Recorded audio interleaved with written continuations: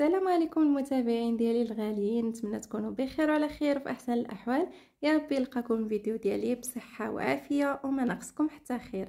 اليوم جبت لكم بالنسبه للفطور بوشيار مشير وكما كنقولوا خاوي مفشفش زوين بزاف، والغداء او العشاء معقوده رائعه، معقوده بالدجاج كتجي زوينه بزاف ولذيذه ومختلفه، كتجي احسن ما يكون. كنتمنى انكم تجربوها، اكيد غادي تعجبكم وغادي تعتمدوها. وبسم الله على بركه الله غادي نبدا بالعجينه ديال الشيار او بوشيار.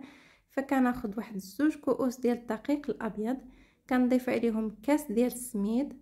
ممكن انكم تخدموا غير بالفينو فقط، يعني ديروا الكميه كامله فينو وكتدلكوه. كندير واحد التقيبه في الوسط وكندير فيها معلقه ديال الخميره، شويه ديال السكر سنيده او العسل اللي اختاريتو، وكندير كذلك الملح وبعدوها على الخميره.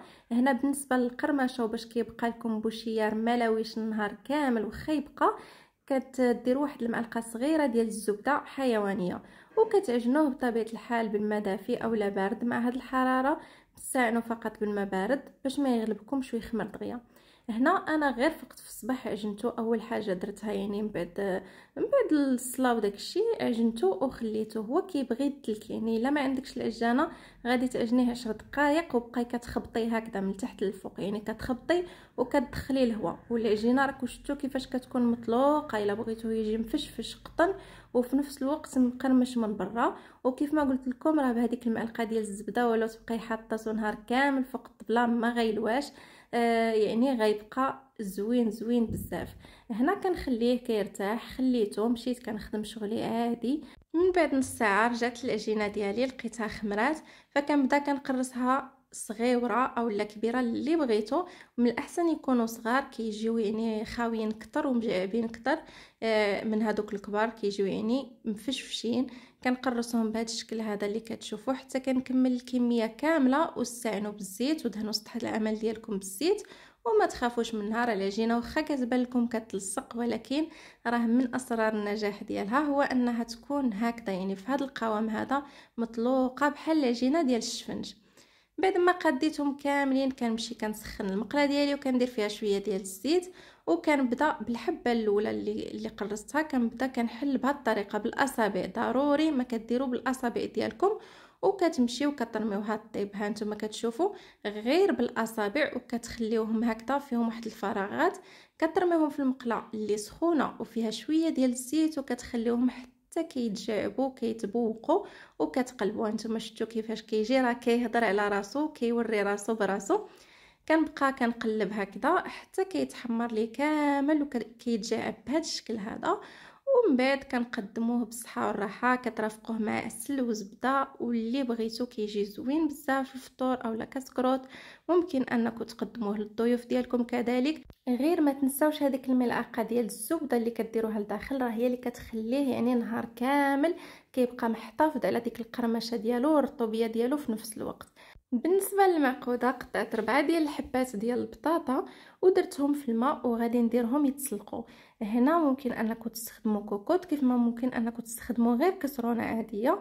كتقطعوهم بالحجم اللي بغيتو، كديروا عليهم مليحه وكتخليوهم كيطيبوا حتى يهراو. من بعد كتربطوهم اولا كتمعسوهم بالفورشات بهذا الشكل هذا وهما سخونين. ها نتوما كتشوفوا راه البخار يلاه كيطلع.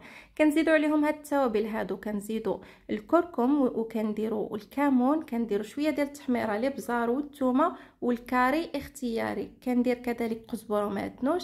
وكنمشيو للدجاج كنضيفوا هاد الكميه هذه. هانتوما كتشوفوا قليله ولكن كيجيو بحال لي كروكيت اللي كتاكلوهم في ماكدونالد او لا في المطاعم الكبرى، كيجيو لذاذ بزاف، ما كتجيش معقوده عاديه، كتجي بحال الكروكيت او لا ناغيت، كتجي زوينه بزاف.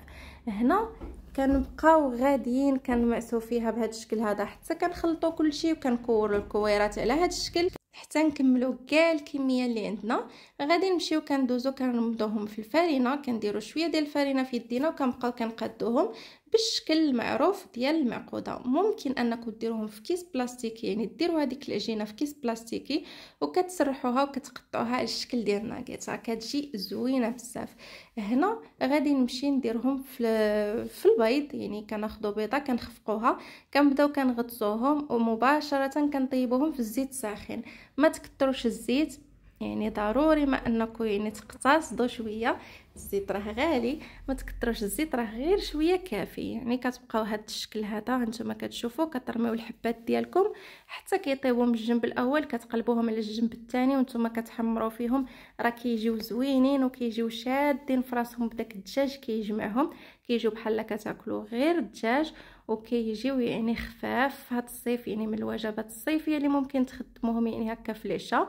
وبما ان الدخول المدرسي يعني قريب، اعتمدوهم الوليدات هكا اللانش بوكس، ديروا لهم كاسكروطات بهذه الطريقه هذه، راه غادي ياكلوهم لكم وما غادي يخليو حتى شي حاجه.